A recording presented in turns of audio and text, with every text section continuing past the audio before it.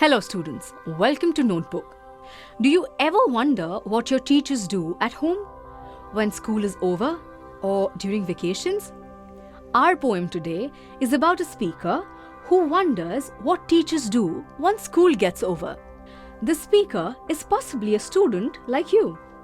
However, before we begin studying the poem, let us learn a little about the poet Peter Dickson. Peter Dickson is a poet, performer, artist and educationist. He grew up in London and published his first book in 1978. He is also quite a painter with a cult following. Grow Your Own Poems, Lost Property and Peter Dickson's Grand Prix of Poetry are some of his well-known works. Let us now begin studying this interesting poem. The first two verses of the poem are as follows. Where do all the teachers go? Where do all the teachers go when it's 4 o'clock? Do they live in houses? And do they wash their socks?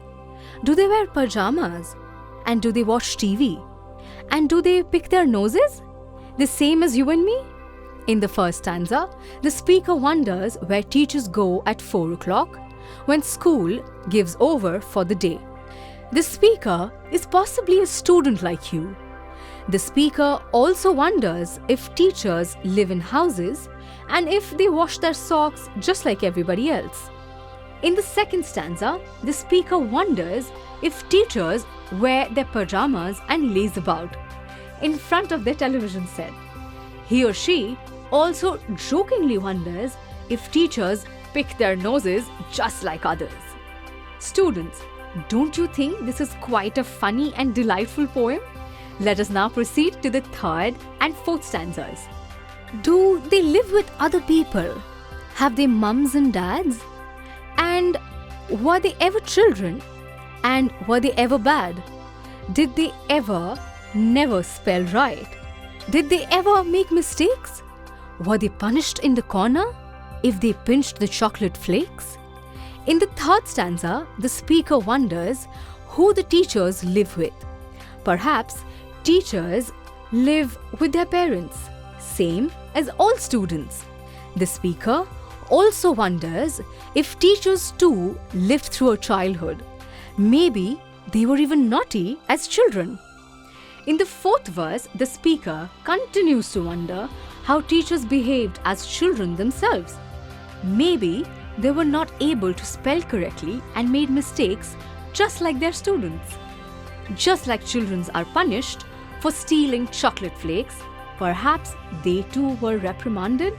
Let us now proceed to the final verses. Did they ever lose their hymn books? Did they ever leave their greens? Did they scribble on desktops? Where do all the teachers go? Did they wear old dirty jeans? I'll follow one back home today. I'll find out what they do. Then I'll put it in a poem that they can read to you. The speaker continues with the image of the teacher as a student. He or she wonders if they lost their prayer books, much like other students. The speaker also wonders if teachers refused to eat their green vegetables, scribbled on desks, and wore dirty clothes.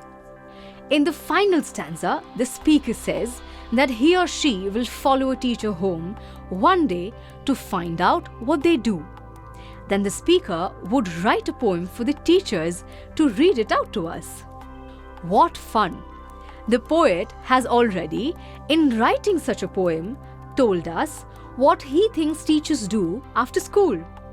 They are no different from us. Their childhoods were also possibly similar to ours. Did you enjoy the poem? Why don't you write one about what you think teachers do and where they go? You can even recite the poem in class. With that, students, we come to the end of this video lesson. See you soon in other videos of Notebook. Till then, keep learning.